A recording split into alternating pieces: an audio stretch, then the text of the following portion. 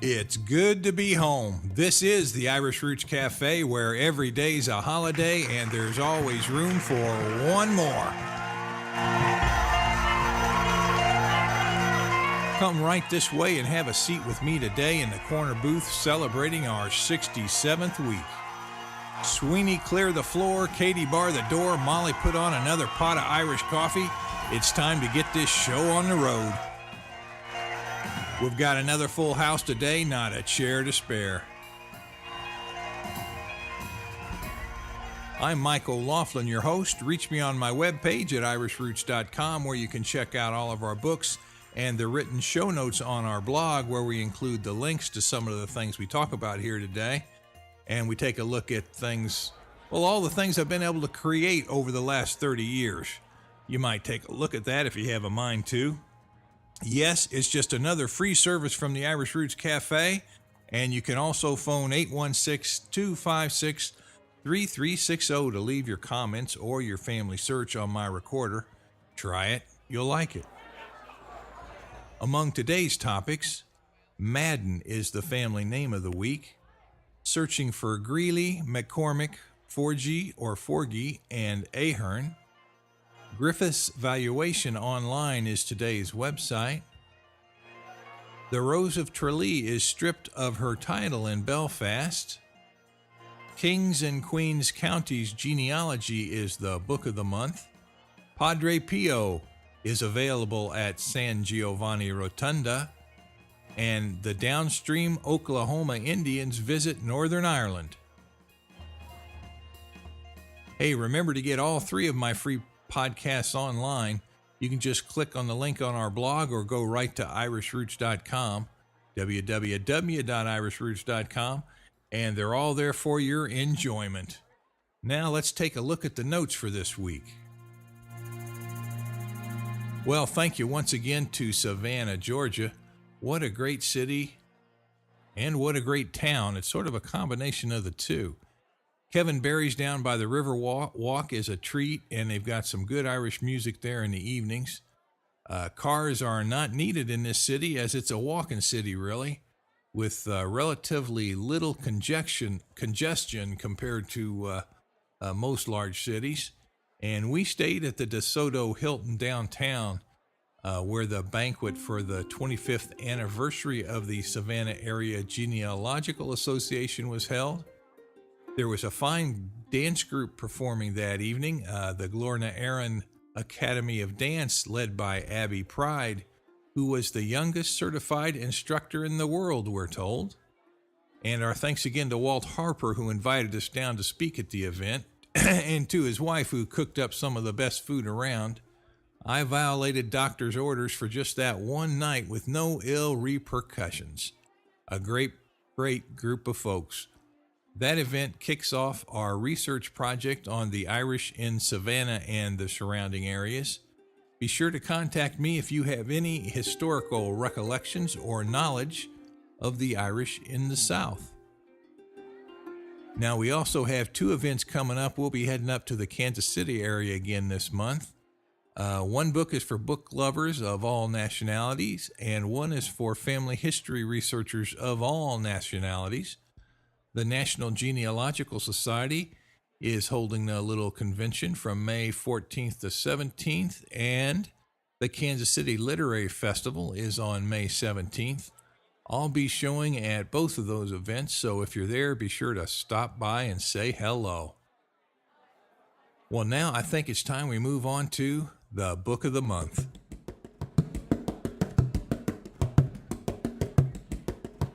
Kings and Queens County, Ireland, Genealogy and Family History Notes by Michael C. O'Loughlin is the Book of the Month this month. And let's take a look at the little extract from the book just to see what kind of families were there most prominently in the 19th century. Well, here's a list from about page 3 in that book. It says there was Kelley, Dunne, Daly, Egan, Molloy, Mooney, Carroll, Walsh, Kinney, Murray, Dempsey, Kennedy, and Marr. Well, I'll be, and that Marr can be spelled several different ways. We've got a Marr publishes the Midwest Irish Focus newspaper. That's Pete Marr. And you can spell that name M-A-H-E-R, M-A-H-R, or Mawher, for example. But that's enough of that. Let me see.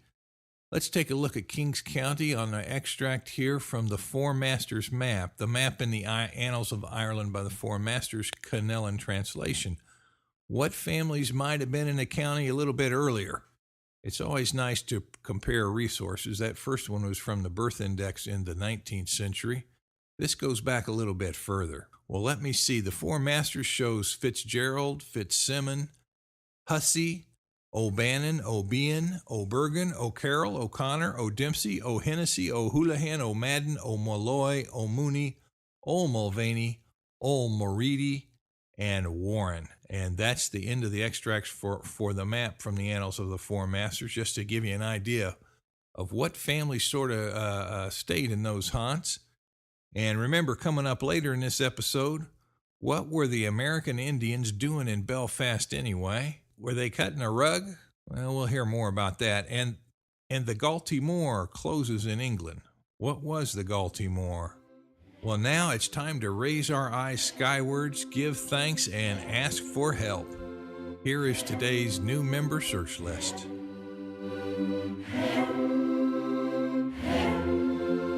Number 1, new member Donna L. Tripp of Avon, Massachusetts, searching for Ahern, Clifford, O'Sullivan, and Moriarty.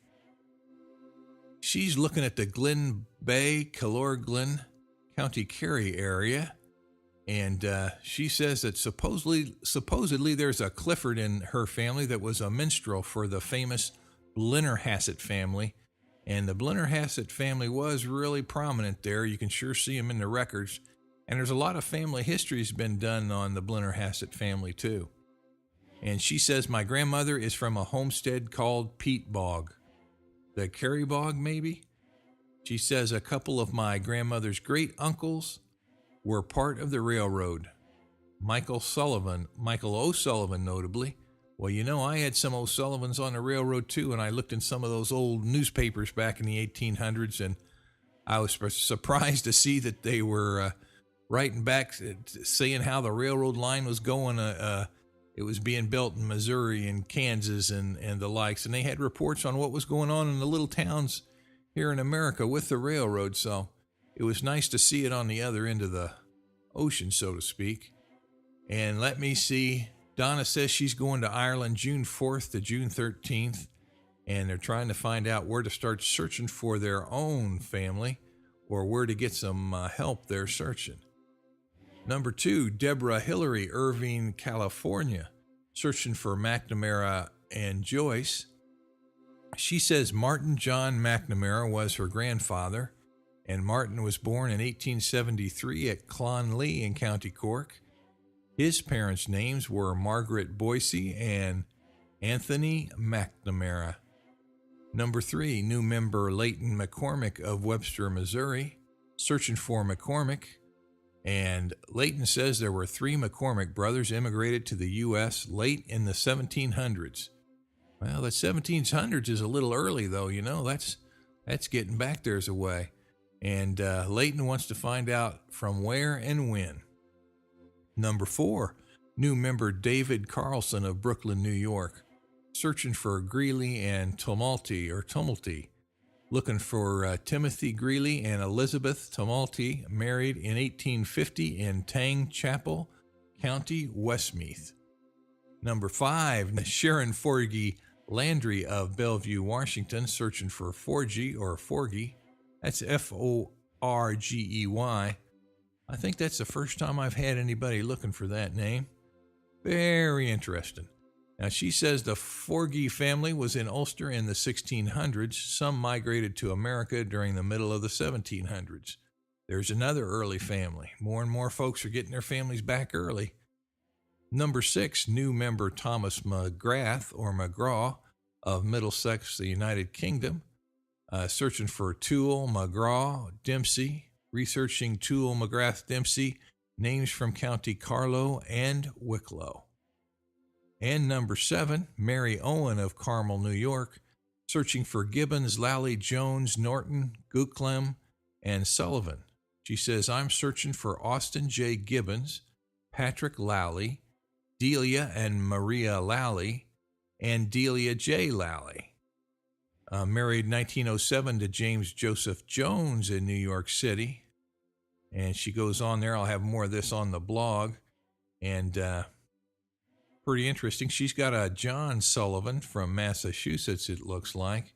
And that name Delia can be interchanged with Bridget at times. So if you're looking at a dead end and you see somebody the very same specs and their name is Bridget Lally, you might keep an eye open for that. Sometimes it was sort of like a nickname. Well, we've got time for one more. Let's wait way down in here. We've got a little story. I'll just slip a story in here before we get to the stories later on. You know, according to one survey, although smoking was officially banned in the pubs and the like 3 years ago, the latest study shows that smoking has actually increased in the country. Now, isn't that something? A contradiction of facts in Ireland. Very interesting. Well, this is a time to say thank you to all of our members, because without you, these podcasts would not be possible. And we sure do appreciate all your help and support. Now it's time to move on to the Irish family name of the day.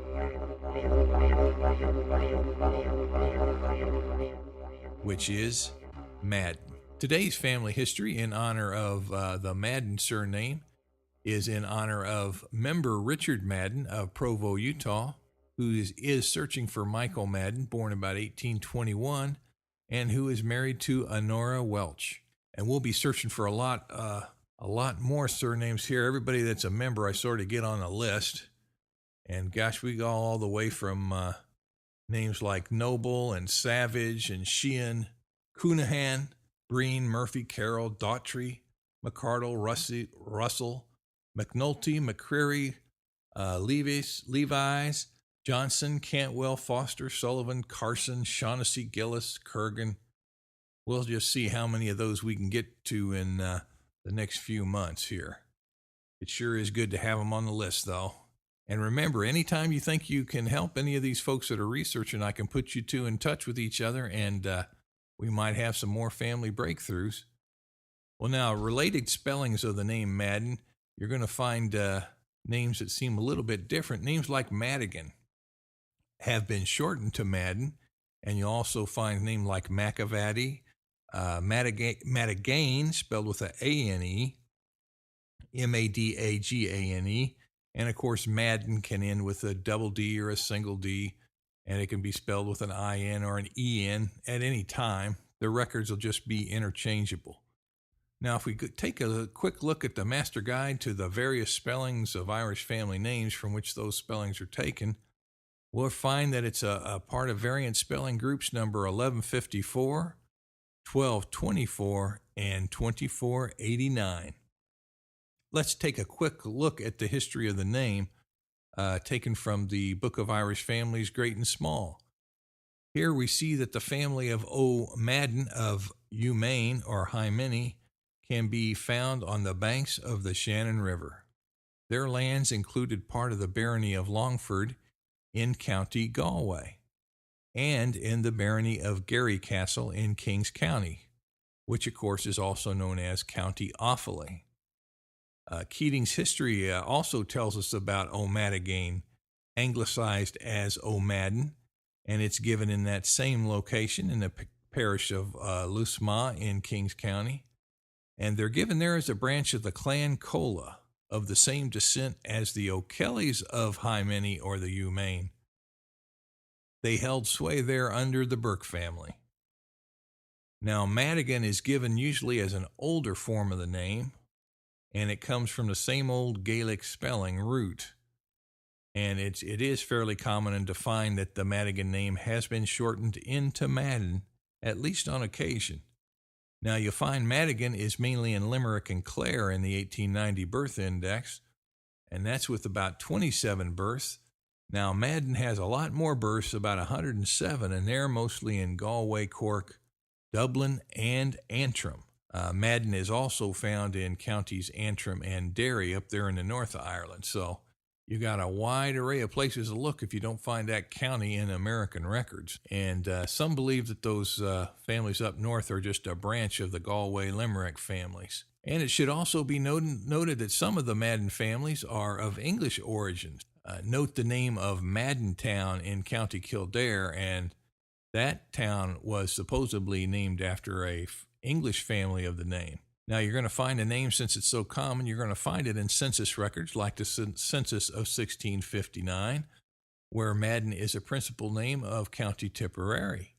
And you're also going to find it under various spellings in Kings County, and as O'Madigan in Limerick and in Clare. We also find, if we take a look at the Irish Book of Arms, here's a couple of listings that were given in that source. Number 1, Madden of Hilton Park, County Monaghan is recorded, and the arms illustrated are those from 1900, the year 1900. And we also have a note here. It says, see the notation in Tribes and Customs of High Minnie by John O'Donovan. So there's a notation in there, and that Tribes and Customs of High Minnie is also known as the Book of O'Kelley. And since the Maddens are descended from O'Kelley, well, the Book of O'Kelley should include some of the Madden family history, don't you think? Well, now, if we turn to the free master index search of Irish family names at irishroots.com, we find the Madden family 97 times. And in what kind of books are these going to be? Just to show you that you got plenty of resources. The Birth Index of Ireland, the Irish Census of 1659. Gosh, almost all of our hardbound county books, families of County Kerry, of County Limerick, of County Cork, and of County Galway, in all those volumes, as well as in King James Irish Army List. And of course, King James Irish Army List is for a list of those who served in the Irish cause.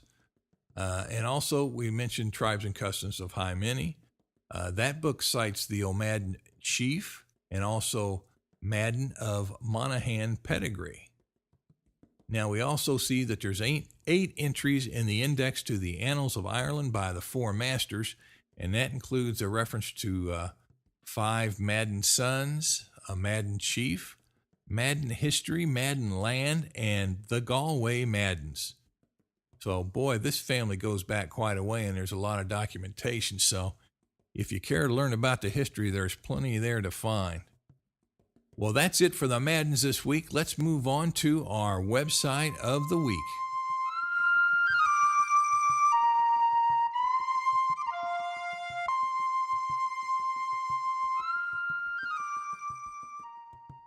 The website of this week is the one that has the index to the Griffiths Valuation of Ireland.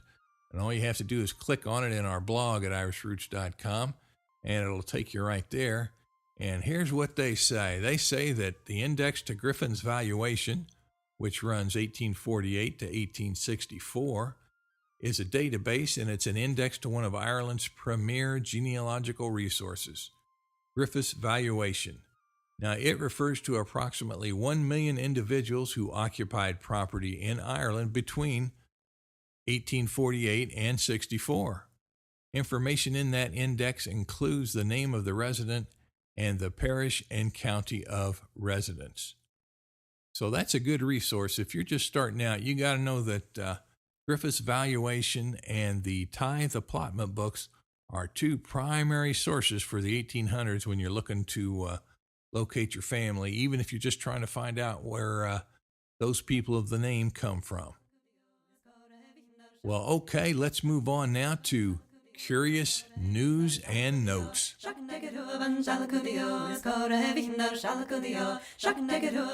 Well, here we go. Number 1. After visiting the U.S. en route to Rome, the Pope himself passed over Ireland. He wrote a brief note to Mrs. McAleese while overhead. And here's what he said. And I quote, "Entering Irish airspace en route to Rome after my visit to the United States and the United Nations Organization, I renew my greetings to Your Excellency and cordially invoke upon all beloved Irish people God's abundant blessings." Well, boy, that was just good. You can't help but like that one. Number 2, Britain's last Irish dance hall, the Galtymore, closes in June after 57 years. Now, this was a home away from home for many of the Irish in London dating way back to the 1950s, and it really was a different world back then for the Irish, so it's sort of the end of an era.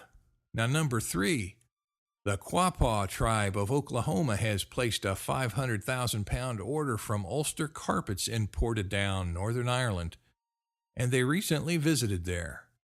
Now, this is on behalf of a casino resort by the Indians, and it's going to open in July, and it's located near the borders of Oklahoma, Missouri, and Kansas. Boy, that should be quite a thing. So if you're into those casinos, you know I'm not, but my mom, I don't know what it is. She just likes to go into those casinos and relax. Well, she's earned that right, so I'll just have to let her do it now, won't I? Number 4, Aer Lingus marks its 50th anniversary of overseas flights to the USA this month. And you know, if you go back to that first overseas flight to America, Captain Bill Donahue was in charge, and he figured out that he had to dump some fuel on that flight, and he was flying in a Connie, and I tell you, it caused quite a stir as the flames ignited from the dump. Now, that was supposed to happen, but first-time flyers would be just a little surprised, so O'Reilly and Rourke might have had a pretty widening eyeballs there as the flames shot out of the wings there, or the engines. That would have scared me, I tell you. I just got back on one flight from one of those little cigar planes, about 48 seats deep, and you could hardly walk down the middle of the aisle, and I thought that was rough, but back then I think they had to do with a whole lot more turbulence.